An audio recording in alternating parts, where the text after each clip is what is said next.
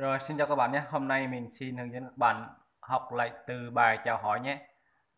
Đợt trước mình có coi bình luận á, thì có bạn biểu mình làm là vừa có câu hỏi và vừa có câu trả lời. Thì hôm nay mình làm ờ, hướng dẫn lại từ đầu. Có nghĩa là mình vừa viết câu hỏi, đặt câu hỏi và câu trả lời luôn. Đó. Thì khi người ta hỏi bạn thì bạn biết cách trả lời nhưng bạn lại không biết cách để đặt lại câu hỏi thế nào. Thì bài này mình sẽ hướng dẫn từng chi tiết một luôn. à, Đây, đầu tiên các bạn chào nhé. Khi bạn thấy người quen hay là người không quen thì các bạn đều phải chào. Ví dụ như là gặp người đầu tiên đi thì mình chào là cô cờ y. Câu đầu tiên nhé, cô cờ y, cô cờ y, cô cờ y, cô cờ y, xin chào bạn. Rồi người ta chào lại bạn thì cô y. Đó, cô y chào bạn. Đó, cô y chào bạn, cô y chào bạn. Y xoay Brahman, bạn khỏe không? Y xoay Brahman, y xoay Brahman, Brahman, y xoay Brahman, bạn khỏe không? Mình đọc lại nhé. Cô cờ y xin chào bạn, cô y chào bạn. Y xoay Brahman, bạn khỏe không? Y xoay Brahman, bạn khỏe không? Ở đây bạn có thể dùng một là Y xoay Brahman, bạn khỏe không? Hoặc dùng câu thứ hai Y hiam trì chán mình, Y hiam trì chán mình cũng có nghĩa là bạn khỏe không? Hiam ở đây có nghĩa là tốt, đẹp, khỏe. Xoay có nghĩa là khỏe khoắn, có nghĩa là xoay. Xoay và từ xoay và hiam ở đây hai câu này nó tương đồng với nhau, nó cũng gần giống nhau nhé. Nói chung là giống nhau luôn đấy các bạn, không phải là tương đồng đâu. Y xoay Brahman, bạn khỏe không? Y hiam rì chán mình, đó thì nó cũng là bạn khỏe không. Rồi ở đây bạn có thể lựa chọn hai câu này để trả lời khi mà gặp người ta hỏi bạn á, là Y xoay Brahman. Đó thì bạn trả lời là ở dưới này từ đã Israelman có nghĩa bạn khỏe không, Ihiam Richardman bạn khỏe không. Cái câu này là cái câu để đặt câu hỏi với người khác nhé. Khi bạn muốn đặt câu hỏi với người ta, hỏi người ta có khỏe không ấy, thì bạn lựa chọn hai cái câu này, tùy theo bạn thích câu nào thì bạn nói câu đó. Hoặc là dùng Ihiam Richardman, không thì dùng cái từ đầu tiên là Israelman. Đó, hai câu này đều mục đích là hỏi người ta có khỏe không. Rồi cái câu trả lời, đây là trả lời số 1 nhé. Ở đây cái câu trả lời thì bạn có 4 câu trả lời. Theo mình thì có 4 trả lời, vì tiếng dân tộc mình là thường hay dùng nhiều từ để trả lời lắm. Ví dụ như là ở đây trả lời câu 1 nhé. Hiàm trừ tràn mân, hiàm trừ tràn mân, hiàm trừ tràn mân, vẫn khỏe. Hiàm mân, hiàm mân, khỏe. Nhà Minh khỏe. Cái câu này bạn nói lớn giọng tí cũng chẳng sao. Nhà Minh đó. Nhà Trần Minh vẫn khỏe. Nhà Minh khỏe.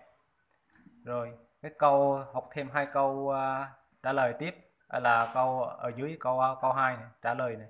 Hoại kết ố, hoại kết ố, hoại kết ố, không sao cả. Hoại kết ố khi người ta hỏi bạn là anh em được chán mình, có nghĩa là bạn khỏe không, thì bạn vẫn khỏe thì không có sao gì hết á, thì bạn nói là hoại kết ố không sao cả, hoại ố không sao, hoại ố không sao, hoại kết ố không sao cả, hoại ố không sao. Rồi cái câu ở dưới là cùn cần nhiều hoại ly, cùn cần nhiều hoại ly, cùn cần nhu hoại ly. Cái từ này là các bạn, cái từ này là từ nhu nhé. Cùn cần nhu hoại ly, đó, vẫn bình thường. Đấy, cái câu này đó. Ở đây có 5 câu để các bạn trả lời người khác. Hiàm từ trần mân ở số 1 này, hiàm từ trần mân vẫn khỏe, hiàm mân khỏe. Và câu dưới hoại kết ố không sao cả, hoại ố không sao, cùn cần như hoại lý vẫn bình thường, cùn cần như hoại lý vẫn bình thường. Rồi cái câu trả lời này, rồi câu đặt câu hỏi lại nhé. Khi người ta hỏi bạn, bạn trả lời, bạn lại đặt lại câu hỏi với người ta. Ý lẹ, ý lẹ, ý lẹ, còn bạn, ý lẹ, còn bạn, vợ ý lẹ, thế còn bạn, vợ ý lẹ, vợ ý lẹ, thế còn bạn, vợ ý lẹ, thế còn bạn,